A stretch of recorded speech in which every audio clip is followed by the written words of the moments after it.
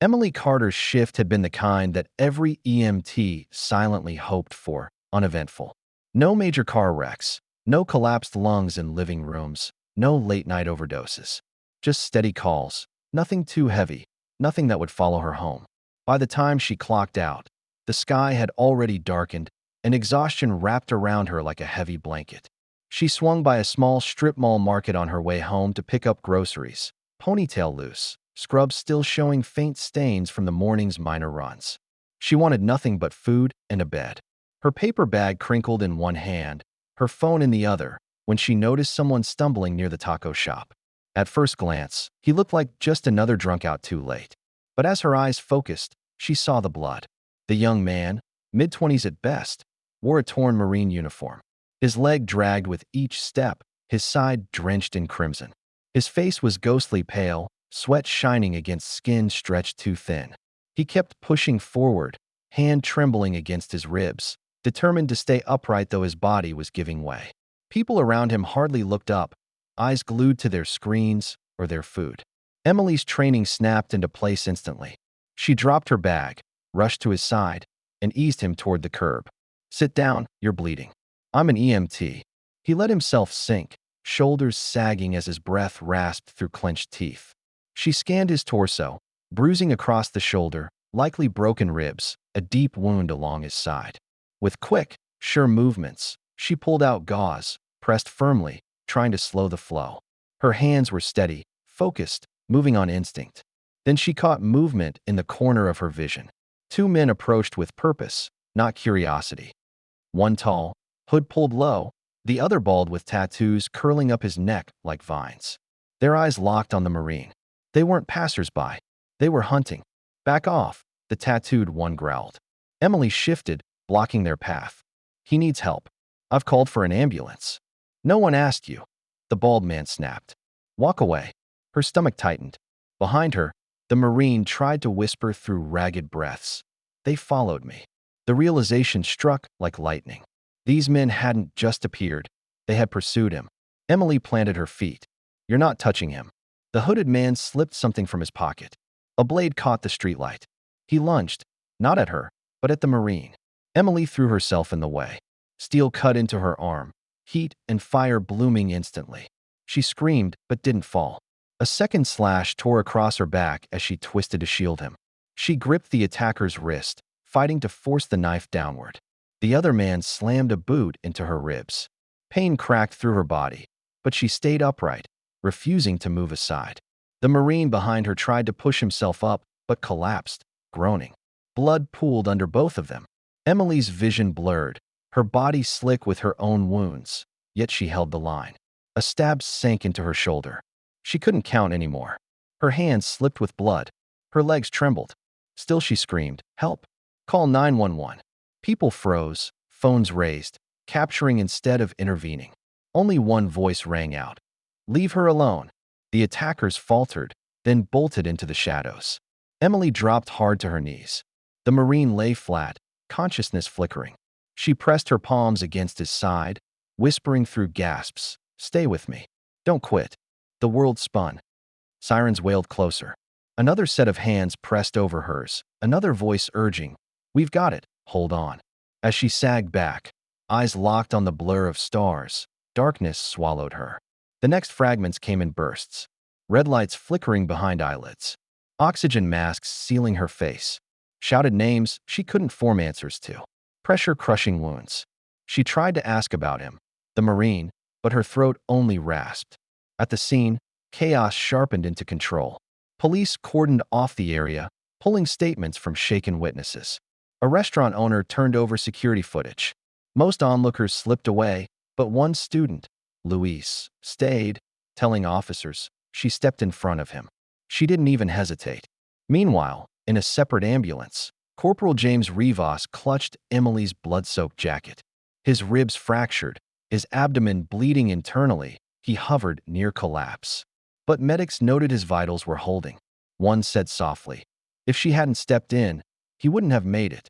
At the ER, Emily's injuries proved staggering. 7 stab wounds, back, shoulder, side, arm.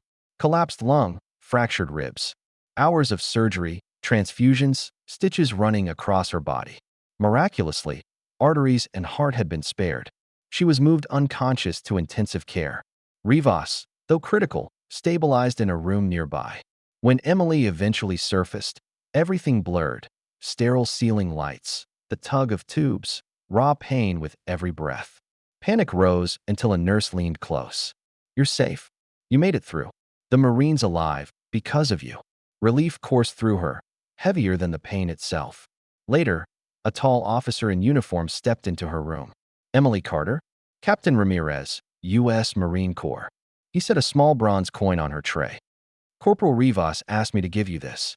A challenge coin, not given lightly." Emily blinked through haze. "I only did my job." Ramirez shook his head. "No, you stood where no one else would. That makes you one of us." While Emily healed, the outside world erupted. A shaky 30-second cell phone clip spread online. Emily pushing Rivas behind her, intercepting the knife, taking slash after slash, yet refusing to fall. The video went viral. Hashtags trended. Hashtag Shield of Honor. Hashtag Hero EMT. Hashtag Emily Strong.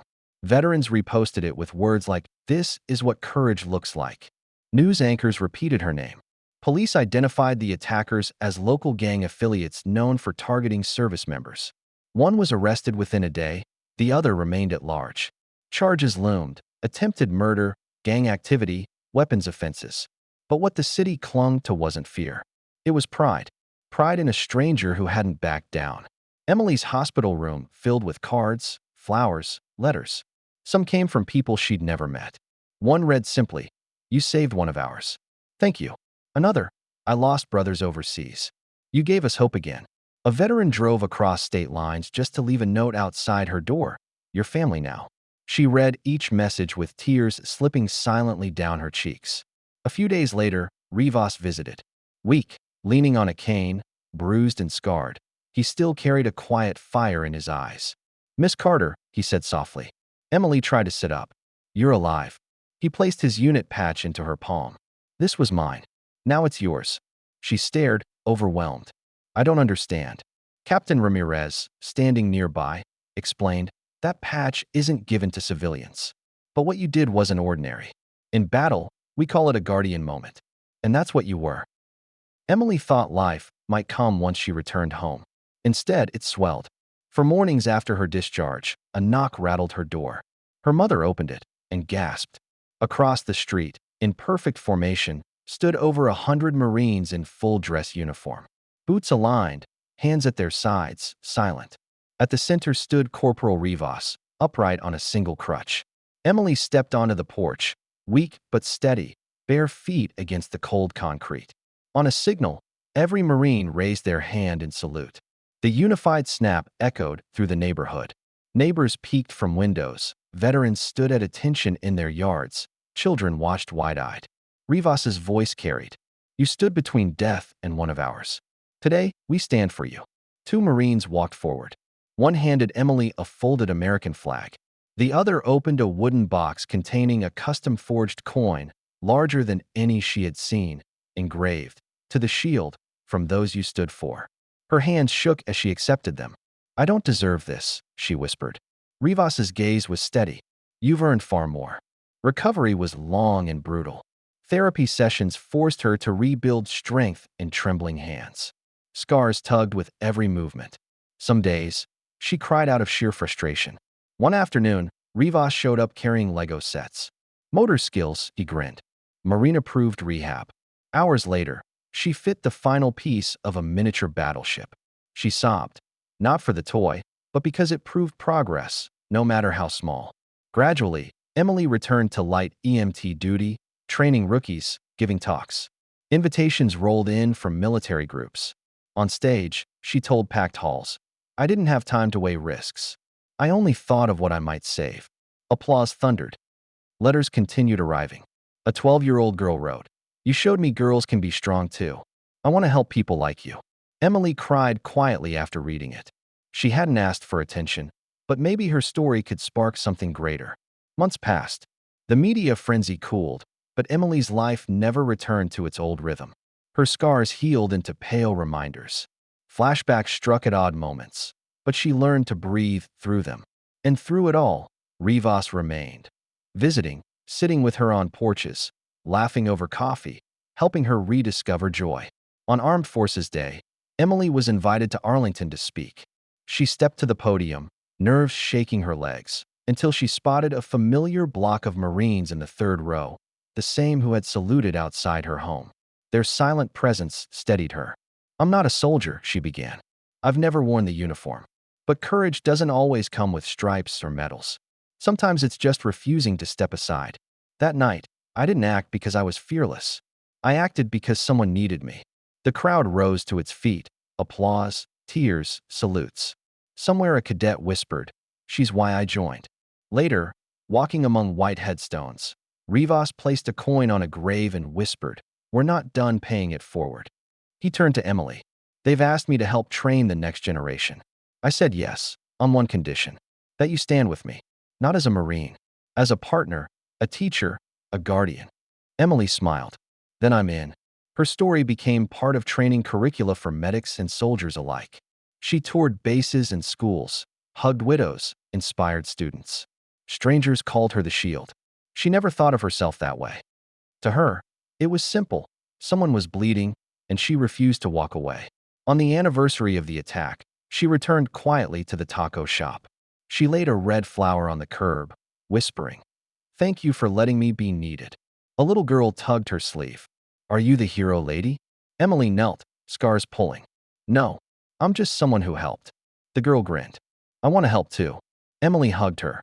"Then you already are." As the sun sank behind storefronts, Rivas reached for her hand. Emily looked down at the folded flag and the coin she carried still, then at the Marine who stood because she had refused to fall. Her scars would never fade completely, but neither would the truth. Courage isn't about uniforms or medals.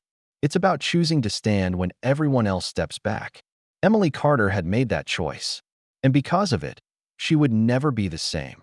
Nor would the Marines who had saluted her in unison on a quiet street, honoring a woman who proved that sometimes the bravest shield is an ordinary person who refuses to move.